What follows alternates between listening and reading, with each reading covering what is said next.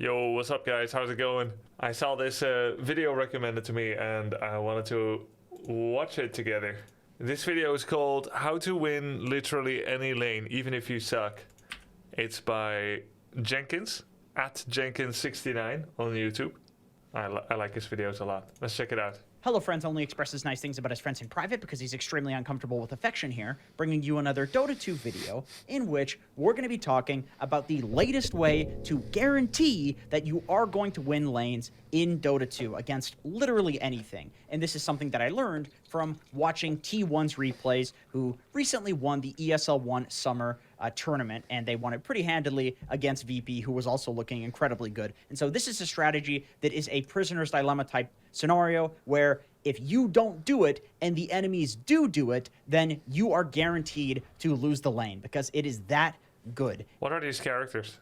Okay, so here we are in the very first game of VP versus T1, and we're going to be taking a look at Zephyr's player perspective. But this is something that both Whitemon and Zephyr do, and they will do it in both side lanes, not just the off lane. It really just depends on how important they think this is for their lane. And most of the time, at least one of T1's lanes will do this, which is really cool, and I totally understand why they do it. And essentially, the strategy just is mass buying sentries and chain blocking the enemy camp that they want to pull. So here we can see in Zephyr's inventory, he started with 2 sentries, 1 observer ward, and he... Yeah, that's the same thing Dubu taught us. Either with Smoke of Deceit to get there faster and more discreetly, or without, but double sentry and observer ward. But here we're following someone that's doing that in the off lane, and Dubu was recommending it to me in the safe lane. You would put the observer ward here, sentry block the enemy hard camp, and then sentry your own small camp in order to make sure that your very first pull at minute 1 could be uncontested, like that they don't end up blocking it. You would have to do some zoning to make sure that if you get here first and you sentry block this, that they don't get there second, block it, see your sentry, and then clean it up. So you could like hold your sentry for a bit, but now it's in another lane, and he said T1 does it for either lane, so I guess it depends a lot on which heroes do you have and which ones do your opponent have. He is rushing out to the camps to block them. And people will do this and do it with a Smoke of Deceit, so that way they're not scouted while this is happening, and so that way they get out to lane quicker. But in this game, he decided he didn't need the Smoke of Deceit. And also, it's worth noting that the reason he has 2 sentries instead of 1, I think 1 sentry is all you need, is because the enemy team has Doom carry. And so he's trying to block the hard camp so Doom can't eat creeps from it. Either one. Once again, Zephyr walks over. So like if you're against Doom, Chen, or Enchantress, maybe you would end up like blocking both so that they cannot easily walk over and get the nearest creeps. They would have to go like high ground. Humanly possible as soon as the game starts, places the sentry ward distinctly to the left of this camp. This is incredibly important because of the next move that Zephyr is about to make. So he walks over and he places a scouting ward that is going to see, it's going to see this pull happening if it does ever get off. But with that being said, if we click on the sentry range of this, we can see that you would have to place a sentry ward directly here, get this right on the edge of it, and still you're not going to see this ward. So what that means is 1 sentry is not going to deward both of these things, and worst case scenario, Zephyr has control of this camp somehow. Either it's blocked because of this sentry ward, or he has vision of it because of this ward. Zephyr grabs a rune. Typical stuff so far. And what happens next is very important. Immediately on the courier, Zephyr sends out a salve and a sentry ward. The salve, that's a totally different thing. I mean, that's a good concept on its own. Overbuying regen. What he's doing is he knows that with this sentry ward in the camp, what's going to happen is this guy right here is going to walk over and deward it, whether he sees that it's blocked and then he dewards it, or he just guesses and he dewards it. In any case, there's going to be a sentry left on this camp, an enemy sentry. This guy is going to walk away from the camp, and then if Zephyr already has a sentry in his inventory, he can walk over and then re-block this and use the blocking sentry to deward the other sentry. And so it's this game of cat and mouse where if you have momentum on the camp, if you're the first person that placed the ward, you have the advantage. So you can see here, it was dewarded by Kingslayer, and And so Zephyr walks over while he's busy in the lane doing regular laning stuff, and then he gets the block off again. One thing I've recently had a lot is ever since I copied these tips as a support from Dubu, every now and then, let's say you didn't block both camps because you're not concerned about a Doom. You are constantly blocking the enemy camp, but you're making sure to keep your own camp free. And then you start doing pulls. I recently had a number of times in the safe lane as position 5 that my position 1 would end up dying. And it's kind of funny because when I'm playing position 1, I want to get every single creep. But when I'm playing position 5, I'm thinking, they could just let 4 go. Just let 4 creeps go, it's not safe. I articulated over voice that I'm going to make a pull. I'm fixing the lane, I'm pulling it back. So just let 4 go. You're 1v2, don't take risk. Oh shit, they died. They died. But when I'm 1, I'm like, I want it. I needs it. I need to be near those creeps. I'm trying to get the last. Oh shit, where the hell is my support? And then I look, he's like, oh, he was doing a pull.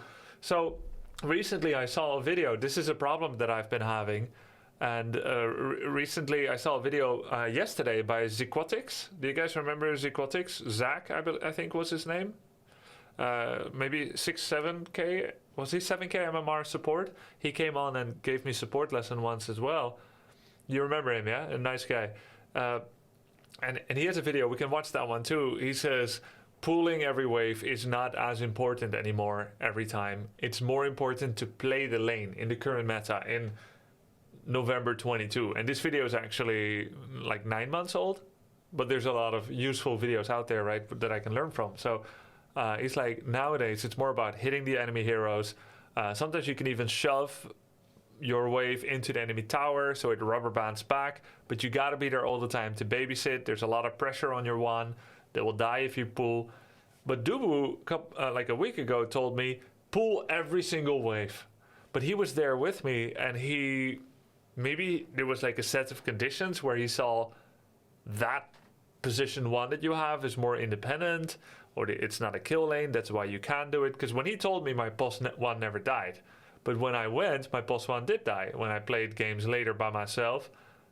So maybe it's like, if you can.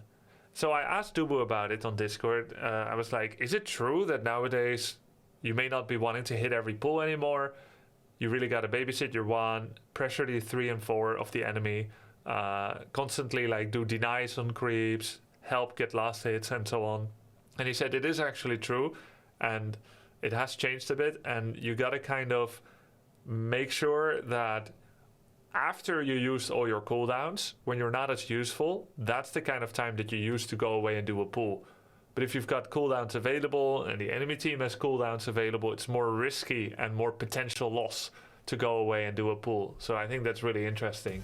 Plus, probably many supports have their own style. Yo, Aegeus909, thanks a lot for the 5 gift subs. Yeah, and at the end of the day, it depends. And then what happens next? And Dubo has high MMR, so he knows that position 1 player will adjust to anything he does. Yeah. Next is exactly what you would imagine. After the pause, we will see on the courier. Look at that, another sentry ward, because it's the exact same scenario where he. A lot of people don't understand that 4 creeps and death is worse than missing just the 4 creeps. Yeah, but they probably won't even get the 4 creeps, right? Like, if you're under that much pressure that you would end up dying, you probably didn't get all 4. And yeah, it's true that dying is worse, especially double dying. Like, you could literally just stand AFK at tower when your support is doing a pull. Or maybe you just go to the creep camp and start like last hitting and denying as well. He wants to make sure that when this camp gets dewarded, he has a sentry to deward the D. So many people think dying is okay, but mostly it isn't. Yeah, I think we learned that dying is okay because we end up recovering from the game because good late game or something. And then we're just like, well, anything that happens early game doesn't matter. We even have jokes like win lane, lose game, lose lane, win game. But we probably tend to remember the parts where that is true, but we tend to block out the complete effing snowballs where we lose in 20 minutes, also because of a bad start. Ward and also block. And he rinses and repeats this until like 5 minutes. Zephyr sends sentry after sentry after sentry on the courier, and sometimes he'll send a little bit of regen with it, sometimes he'll send other items with it, but he always sends out sentries on the courier. So, all of this is fine and dandy.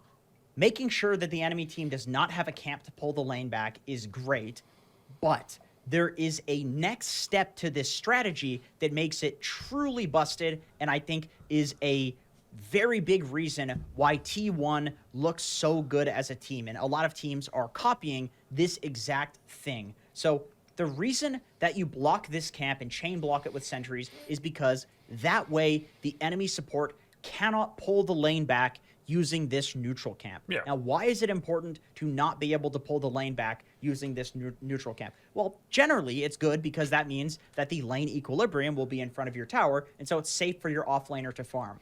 But not only is it safer for the offlaner, that also means that it frees up the support to go do something else. And you know what else is incredibly broken on this current patch? Stacking. Stacking has been buffed over and over again until the point where it is way too strong. And so what Zephyr does in almost every game is he gets the lane into a comfortable place for Cuckoo. He does this... Especially if you have a Magnus ally, and he's not going to feed in lane. Chain blocking thing where he guarantees that the lane is not going to be pulled back into an unsafe location, and then Zephyr walks over and he stacks the triangle. Stack got nerfed a bit recently, really. Since the 9 months ago, since this was... can you say how? I know that you get... let's see. Just wanted to let you know you have now got my peak MMR in Dota and I've been playing for 5 years. Oh, yeah. Congrats. Thanks, Shaggy. So stacking, I think for the creeps that were stacked, you get 85% of the gold and XP or something as the one that takes it, and the support gets like 30%. So the total bonus generation is 15% or something. This video was made when stacking was broken. Sometimes... But yeah, it's still valid, I suppose. I've even watched him wait for an entire minute to do this. So you can see he stacks a triangle, picks up a rune. If the rune was not important, if the rune was already dealt with by the Venomancer, or they just didn't think that it was super necessary to go grab that. Yeah, if your core is Spectre, you don't need to stack that much. I still remember a really bad Spectre game I had. I left lane, I went to stack for myself. I made like 3 stacks of Ancients, and I nearly died. You may think, was that when you were Herald? No, I was Archon. Important if the rune was already dealt with by the Venomancer, or they just didn't think that it was super necessary to go grab that, he would have stacked the Ancients as well. And once again, this is something that T1 does in almost every single game. So this is obviously a dank pro strat because T1 won ESL, so that's kind of a given. But does this work in pubs? I've been doing this, I've been testing it out, and I could say 100%. It works better in pubs because... You will win 100%, that's nice. People are way shittier at dealing with the camp being... I'm not. I can deal with it. ...warded than they are in pro matches. People are way less disciplined. Position 5s, position 4s, they don't want to spend their precious gold on sentries. So a lot of games, you can win lanes that you should otherwise lose because people are too lazy to do this themselves. So here we can see a similar kind of situation. I'm Mirana, one of these ranged supports. I don't start with a sentry, and the reason that I go and I place this ward on the high ground here is because I have a Sand King on my team, and so my thought process here was that this guy is going to be invisible in the lane because of Sandstorm, and so it's likely that the enemy support is going to be... Wait, why is he invisible now? ...buying some lane sentries... Did Sand King get changed? ...as well. So I didn't think that I could get away... Oh, replay bug. ...with this ward over here because it might just get de-warded by the lane sentries. And so I opted for this one, which is going to give... once again, vision of the pull, but it's a lot less likely to get de-warded. And I will speed the game up so you can see... When I started Dota 2, y'all told me there are no bugs at all. I feel so debated. If I had known the game was so buggy. What I buy with my gold that I get from bounties, but you can probably guess I did indeed buy not 1, but 2 sentries. And the reason I bought 2 is because I didn't have enough gold with these starting items. I wanted to build these earn components. I didn't have enough gold to start with 2 sentries. And I figured, no big deal. I can send them out on the courier.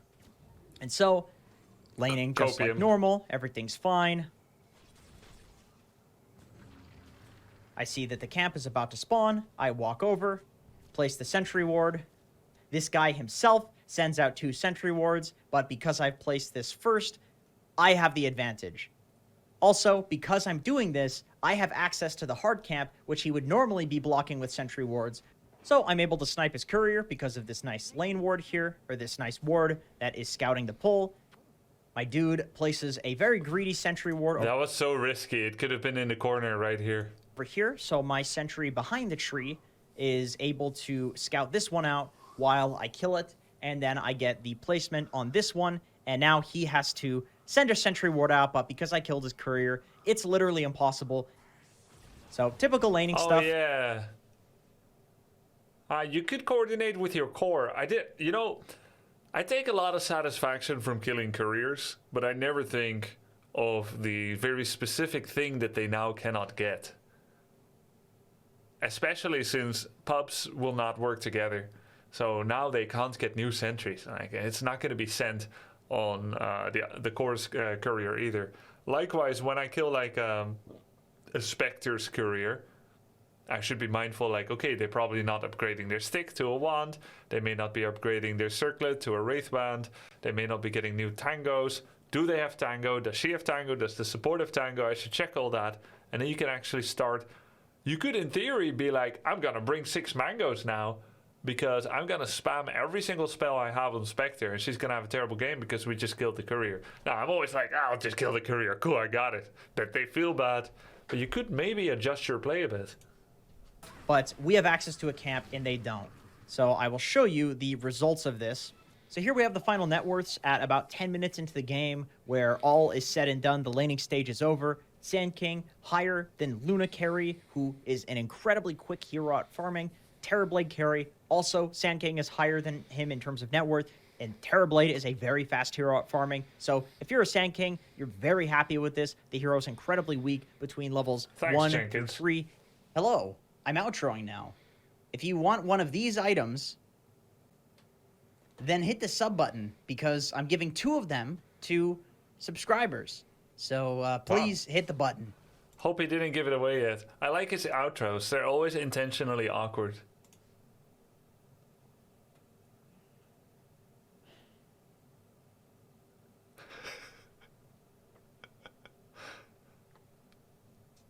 I've never seen one like this. Hello, friends, becoming more... Here, let's just check the outro on this one. What is this? 3 tricks to win with idiot teammates. We'll watch this next time. I just want to see the outro.